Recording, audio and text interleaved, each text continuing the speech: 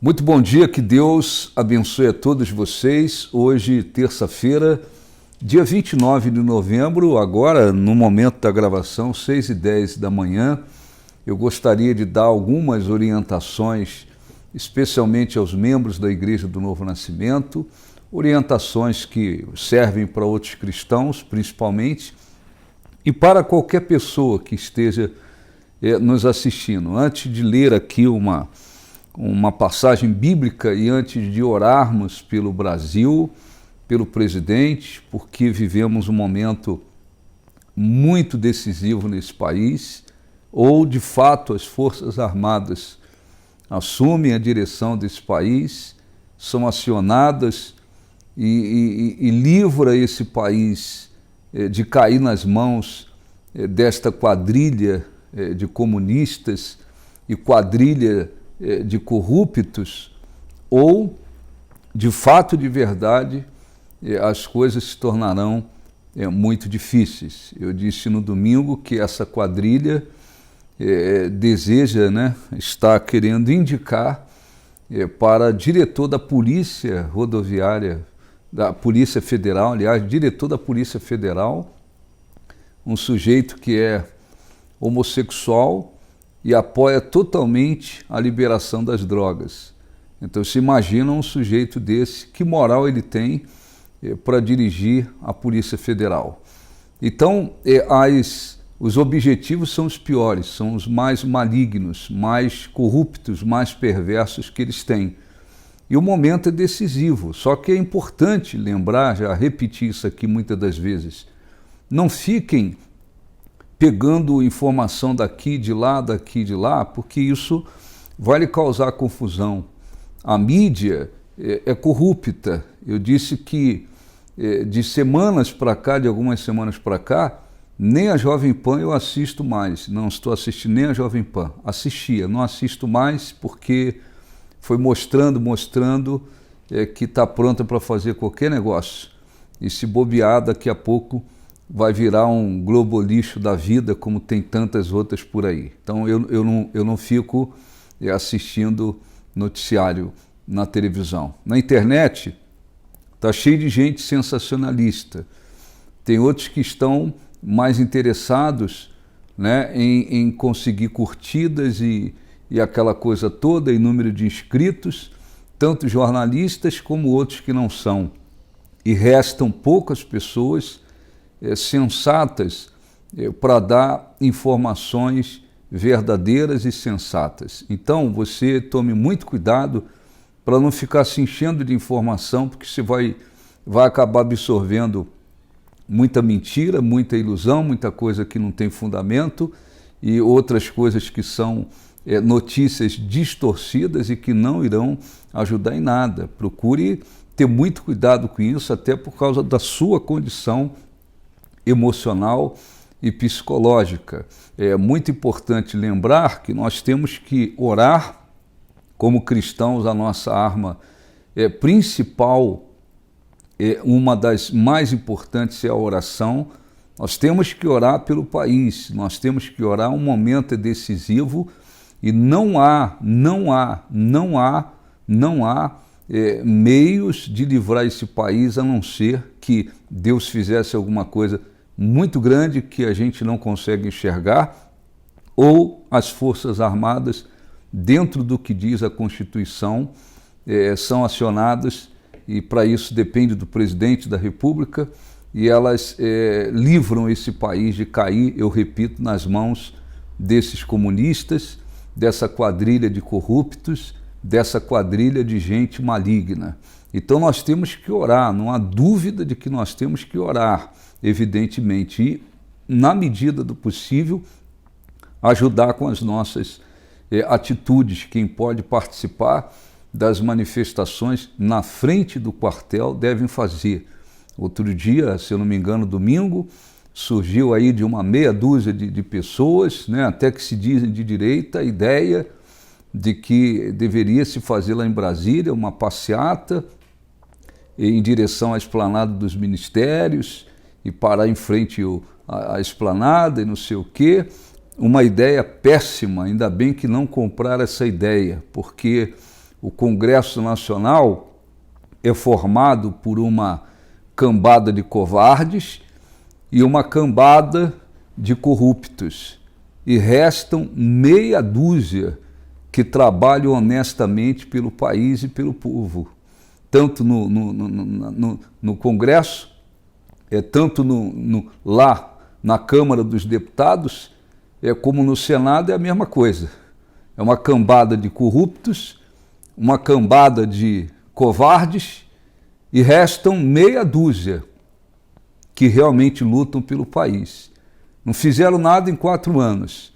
E quando o faraózinho aí, do Alexandre de Moraes, decidiu prender o deputado Daniel Silveira, os deputados, muitos lá na Câmara dos Deputados, eles concordaram com a prisão. Eles são covardes porque muitos deles estão com a cabecinha presa lá o pescoço preso lá no Supremo Tribunal, porque eles têm processos e isso se repete tanto na Câmara como no Senado. Então, eles não vão fazer nada. E aí entenderam-se, graças a Deus as pessoas entenderam que não tem que sair da frente do quartel, porque no quartel a segurança das Forças Armadas, há essa proteção. Saindo dali, tem governadores que são bandidos e mandam a polícia agredir mesmo, bater, prender. Então é para permanecer na frente do quartel. Isso foi compreendido. Agora é importante lembrar, um jornalista ontem circulou,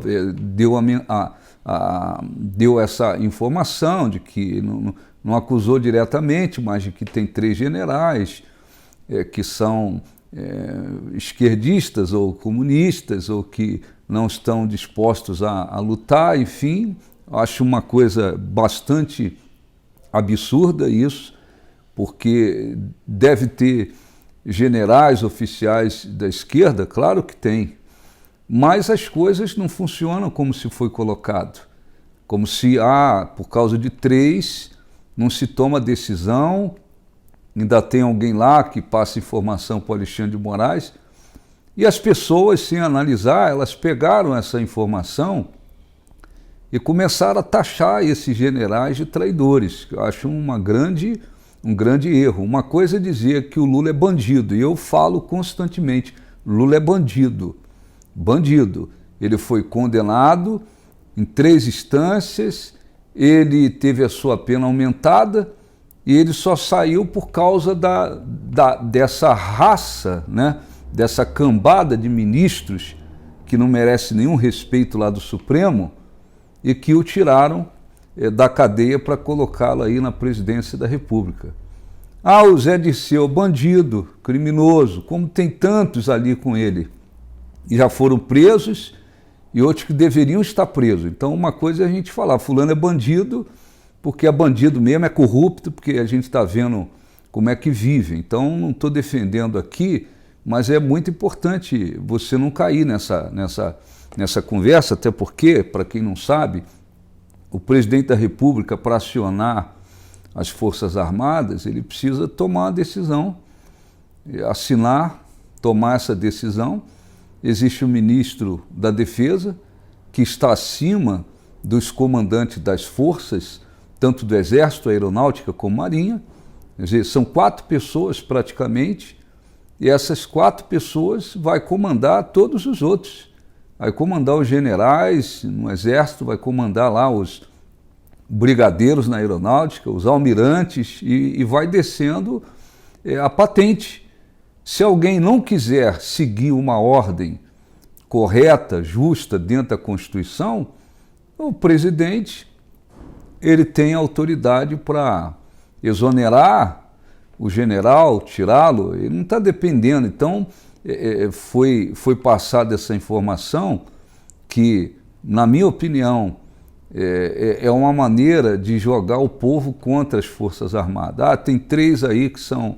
Eu não estou dizendo que todo mundo lá é perfeito, que não possa ter, mas o presidente não depende de 3 para tomar decisão. Não é assim que funciona.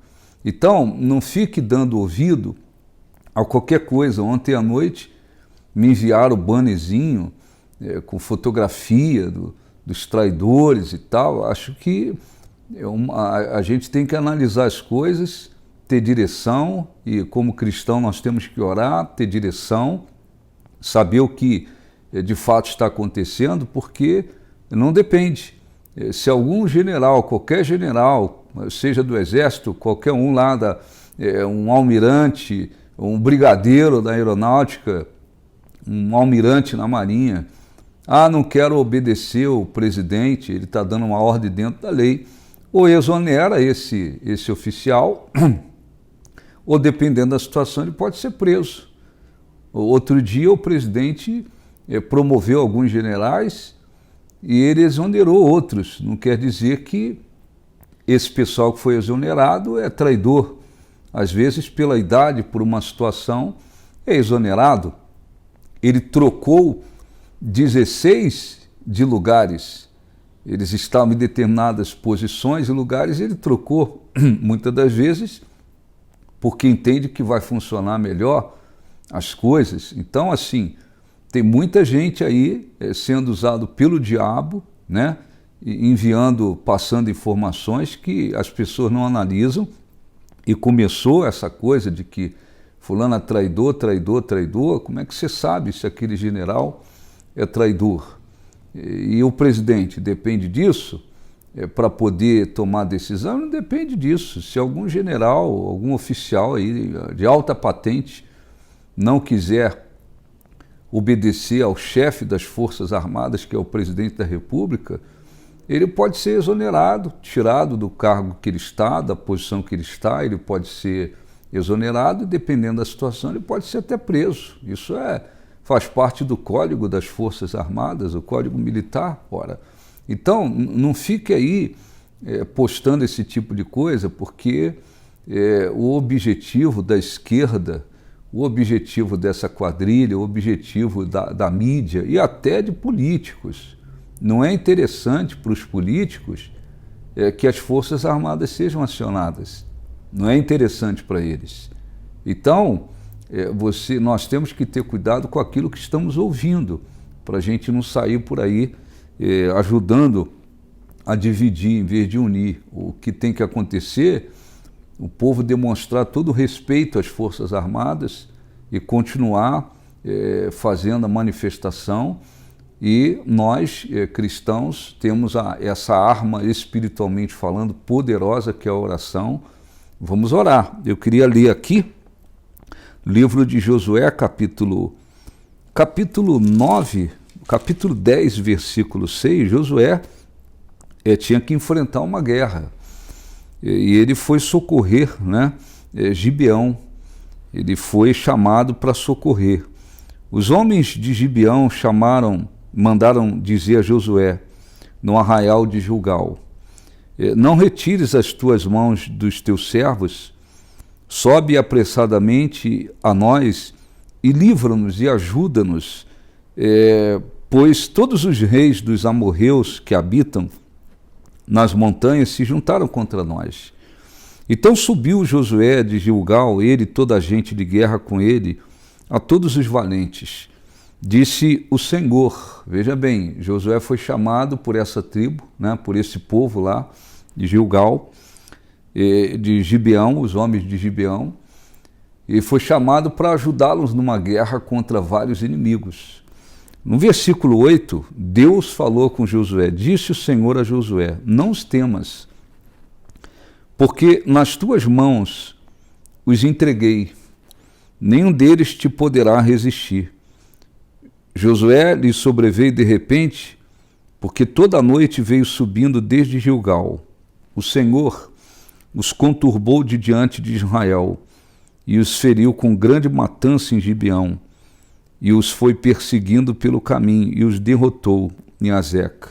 Sucedeu que, fugindo eles diante de Israel à descida de Bet-Orão, fez o Senhor cair do céu sobre eles grandes pedras até Azeca, e morreram. Mas foram os que morreram pela chuva de pedra do que os mortos ao fio da espada. Então, houve uma guerra.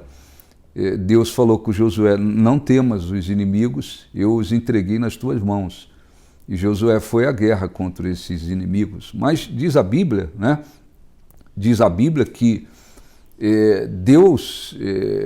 muitos inimigos começaram a fugir. E Deus o que fez?